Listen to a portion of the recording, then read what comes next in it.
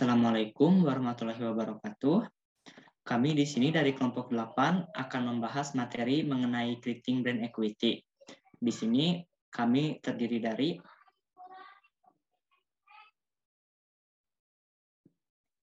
saya Diki Faturrahman dengan NIM 2103842, kemudian ada Ardinesi Fahreja dengan NIM 2103551, dan Ajahra Alika Putri Yuda dengan NIM 2105899.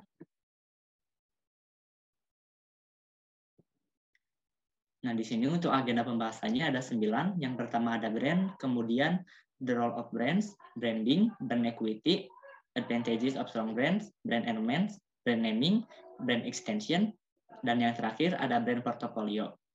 Untuk bahasan yang pertama akan dijelaskan oleh Alika. Jadi brand, definisi menurut Kotler dan Keller, brand adalah nama, istilah, tanda, lambang, atau desain atau kombinasinya yang dimaksudkan untuk mengidentifikasikan barang atau jasa dari salah satu penjual atau kelompok penjual, mendiferensiasikan mereka dari para pesaing. Jadi dengan adanya brand, kita bisa membedakan produk yang sama pada penjual yang berbeda. Selanjutnya itu ada role of brand yang akan dibacakan oleh Diki dan Ardin. Untuk yang pertama itu ada identify the maker, yaitu suatu merek membuat konsumen mengetahui produk tersebut berasal dari mana dan siapa pembuatnya. Jadi brand ini berguna sebagai identitas dari suatu produk asalnya dari mana. Nah, ini juga memudahkan konsumen untuk membandingkan produk yang serupa tapi berbeda dengan brand yang lainnya. Yang kedua ada simplify product handling, yaitu suatu merek dapat menyederhanakan penanganan dan penelusuran produk seperti stok inventaris, proses produksi, dan penjualan. Yang ketiga ada accounting organizing, yaitu pencatatan laporan keuangan bisa dihitung dengan mudah jika ada brand yang membedakan antara produk satu dan yang lain. Jadi gunanya brand di sini itu dalam membantu pencatatan laporan keuangan bisa dilihat dari brand mana yang lebih berpengaruh besar kepada suatu perusahaan. Kemudian yang keempat itu ada open legal protection, yang dimana brand ini juga berfungsi sebagai proteksi terhadap perusahaan yang brand itu ada di situ. Dengan adanya nama atau brand, maka usaha kita itu terlindungi hukum dan legalitas-legalitas lain, seperti merek dagang yang terdaftar, hak cipta, dan desain. Bagi perusahaan, brand merepresentasikan bagian properti hukum yang sangat berharga, dapat mempengaruhi konsumen, dapat dibeli dan dijual, serta memberikan keamanan pendapatan masa depan yang langgeng.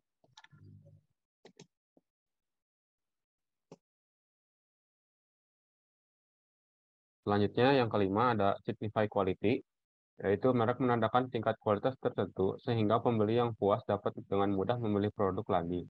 Dengan demikian, ini memberi kemungkinan merek yang lebih tinggi untuk diidentifikasi oleh konsumen, mendorong pengembangan kebijakan pemasaran, dan memberi mereka kesempatan untuk menerobos pasar baru. Lalu ada create barriers to entry. Hal ini berhubungan dengan loyalitas. Loyalitas pada merek memberikan prediktabilitas dan keamanan permintaan bagi perusahaan, dan hal itu menciptakan hambatan masuk yang membuat sulit perusahaan lain untuk memasuki pasar. Lalu, ada serve as a competitive advantage. Lalu, loyalitas juga dapat diterjemahkan ke dalam kesediaan pelanggan untuk membayar harga yang lebih tinggi. Seringkali, hingga 20%, bahkan sampai 25% lebih tinggi daripada merek pesaing. Meskipun pesaing mungkin menduplikasi proses manufaktur dan desain produk, mereka tidak dapat dengan mudah mencocokkan kesan abadi yang tertinggal di benak individu dan organisasi dengan pengalaman produk dan aktivitas pemasaran selama bertahun-tahun. Dalam pengertian ini, branding dapat menjadi sarana yang kuat untuk mengamankan keunggulan kompetitif. Lalu ada secure price premium. Price premium itu sendiri adalah strategi yang melibatkan penetapan harga taktis produk perusahaan Anda lebih tinggi daripada pesaing Anda. Tujuan penetapan harga produk Anda dengan harga premium adalah untuk menumbuhkan rasa pasar produk Anda yang kualitasnya sedikit lebih tinggi daripada yang lain. Merek dapat menjadi pengaman strategi harga premium yang sudah berhasil. Mereka dapat merek dapat meningkatkan hambatan masuk dalam industri Anda. Perusahaan lain tidak akan dapat bersaing dengan produk Anda tanpa menyombongkan kualitas produk dan harga yang setara. Selanjutnya ada branding yang akan dijelaskan oleh Alika. Definisi menurut Kotler dan Keller, branding adalah memberikan kekuatan merek kepada produk dan jasa dan menciptakan perbedaan antar produk.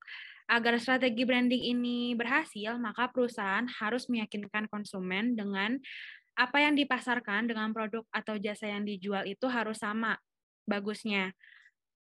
Jadi, perusahaan itu harus jujur atas produk dan jasa yang dijualkan, karena dari situ konsumen bisa langsung menilai apakah produk kita beneran bagus atau tidak. Selanjutnya itu ada brand equity yang akan dibacakan oleh Diki. Nah, brand equity atau ekuitas merek ini merupakan nilai tambah yang diberikan pada produk maupun jasa.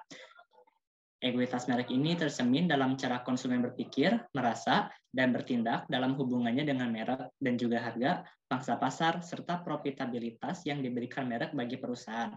Suatu brand ini bisa dikatakan memiliki brand equity yang baik ketika brandnya lebih dikenali daripada brand lainnya. Contohnya ketika berbicara mengenai fried chicken, pasti yang paling banyak terpikirkan adalah brand Kentucky Fried Chicken atau KFC. Nah, bisa dikatakan KFC ini memiliki brand equity yang bagus atau kuat.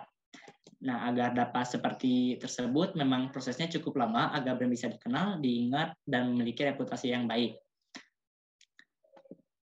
Bisa sampai memakan waktu bertahun-tahun hingga akhirnya brand equity itu terbentuk. Tantangan bagi pemasar adalah membangun kepercayaan terhadap konsumen, maka ada yang dinamakan janji merek atau brand promise, yaitu visi pemasar tentang seperti apa merek seharusnya dan apa yang harus dilakukan merek atau brand untuk konsumen. Selanjutnya, nah, bagaimana caranya supaya brand ini memiliki brand equity yang baik? Nah, itu terdapat 3 kunci ekuitas merek berbasis pelanggan atau customer based brand equity. Yang pertama, ekuitas merek timbul akibat perbedaan respon konsumen. Jadi, kita harus bisa memberikan efek yang berbeda kepada konsumen dibandingkan dengan merek yang lainnya. Yang kedua, ada perbedaan respon adalah akibat pengetahuan konsumen tentang merek. Sebuah merek harus mampu menginformasikan sebanyak-banyaknya mengenai brand itu sendiri, visinya dan programnya yang kemudian dipelajari oleh konsumen dan diingat dalam benak konsumen. Untuk yang ketiga, respon yang berbeda dari konsumen yang berpengaruh terhadap semua aspek pemasaran merek. Tiap orang tentunya memiliki respon yang berbeda atas merek yang mempengaruhi persepsi dan preferensi terhadap merek itu sendiri. Tetapi respon itu tidak akan pernah lepas dari segala bentuk promosi informasi yang brand itu sendiri berikan, sehingga akhirnya konsumen mudah mengenali merek dan ketika mereka sedang menentukan pilihan ingin membeli apa, tentunya merek yang mereka kenali akan dipilih. Jadi intinya jangan harap merek kita banyak diminati kalau orang-orang saja tidak tahu dengan merek kita. Untuk selanjutnya, ada advantages of strong brands atau keuntungan dari merek yang kuat atau sudah banyak dikenal.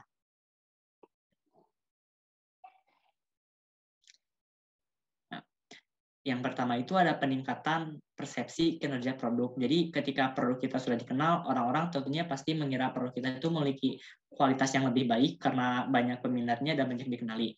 Yang kedua, ada respon konsumen yang lebih elastis terhadap penurunan harga dan inelastis terhadap kenaikan harga. Yang ketiga, loyalitas konsumen yang lebih besar. Yang dimana loyalitas ini berdampak sangat besar kepada suatu brand atau perusahaan karena konsumen atau customer yang loyal akan kembali lagi membeli produk dari brand tersebut. Bahkan ada beberapa yang menunggu updatean baru dari produk tersebut atau brand tersebut. Yang keempat, ada kemungkinan peluang lisensi. Yang kelima, lebih sedikit kerentanan terhadap tindakan pemasaran yang kompetitif dan krisis pemasaran. Yang keenam, kerjasama perdagangan yang lebih besar dan meningkatkan efektivitas komunikasi pemasaran. Tentunya dengan brand kita yang sudah terkenal, akan banyak orang yang mau bekerja sama dengan brand kita. Untuk selanjutnya akan dijelaskan oleh Alika. Ada elemen yang terdapat pada sebuah merek. Next, ada 9 elemen yang mendukung brand agar mudah diingat dan menarik bagi konsumen. Yang pertama itu ada nama merek, contohnya ada Nike, Rolex, Coca-Cola, dan masih banyak lagi. Ada URL, ini biasanya dalam bentuk website gitu, dan lambang. Ada karakter, jadi kalau karakter ini tiap brand itu kan punya logo masing-masing dan semuanya itu pasti punya karakter masing-masing. Dari nama merek juga, dari fontnya juga beda-beda gitu. Terus slogan, di sini yang dipakai itu ada dari Le Mineral, air minum berkualitas dengan rasa segar khas air pegunungan. Jadi kalau misalnya kita sebut air pegunungan, pasti banyak yang langsung mengingat Le Mineral gitu. Terus ada lagu itu biasanya ada di iklan-iklan yang di TV. Jadi pasti konsumen jadi lebih ingat sama brand tersebut gitu, karena lagunya suka ada di TV gitu. Terus dari packaging atau kemasan, jadi harus rapi, menarik, terus juga enak gitu dilihatnya, jadi menarik bagi konsumen. Yang terakhir ada papan iklan yang ada di jalan-jalan. Next. Nah, di sini ada foto-fotonya. Yang pertama itu ada lambang Nike sama lambangnya Apple. Nah, karakter Nike itu pasti dia bentuknya kayak checklist gitu. Jadi pasti itu Nike. Terus kalau Apple dia apel tapi udah digigit gitu. Terus ini ada contoh slogan dari Le Mineral, ada contoh papan iklan. Terus Coca-Cola itu contoh dari packaging. Jadi harus indah, harus menarik, di fotonya juga harus bagus. Jadi orang juga enak gitu lihatnya dan tertarik gitu kalau misalnya mau beli. Terus yang bawah itu ada contoh URL website dari Adidas. Jadi konsumen bisa lihat apa aja yang dijual sama Adidas ini. Selanjutnya itu ada brand naming yang akan dibaca oleh Diki. Oke, untuk brand naming atau strategi penamaan brand ini ada 4. Untuk yang pertama ada individual names atau nama individu. Jadi perusahaan tidak mengaitkan reputasinya dengan produknya. Tiap produk memiliki brandnya sendiri. Jadi ketika suatu produk atau suatu brand memiliki kualitas yang kurang baik, itu tidak akan mempengaruhi reputasi dari suatu perusahaan. Contohnya itu PT Indofood yang memiliki brand Indomie, Supermie, Popmie, dan yang lainnya. Kemudian yang kedua ada Blanket Family Names, yang dimana nama perusahaan digunakan sebagai brand dari semua produknya. Contohnya itu ada perusahaan Sanyo dan Philips. Jadi di perusahaan Sanyo dan Philips ini tuh memproduksi beberapa alat elektronik, contohnya kayak mesin cuci, TV, dan yang lainnya. Tetapi untuk penamaan brandnya sendiri itu semuanya sama menggunakan nama perusahaan itu sendiri, yaitu Philips maupun Sanyo. Yang ketiga ada separate family names, yang dimana penamaan brand ini tuh dilakukan berdasarkan jenisnya. Contohnya itu PT Ultra Jaya yang memproduksi beberapa minuman yang berbasis susu, buah, dan teh.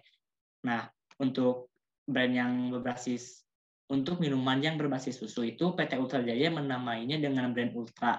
Sementara untuk minuman buah menamainya dengan buah pita, dan untuk minuman teh menamainya dengan teh kotak. Yang terakhir ada corporate name, individual name combo, yaitu gabungan dari nama perusahaan dan nama brand individual.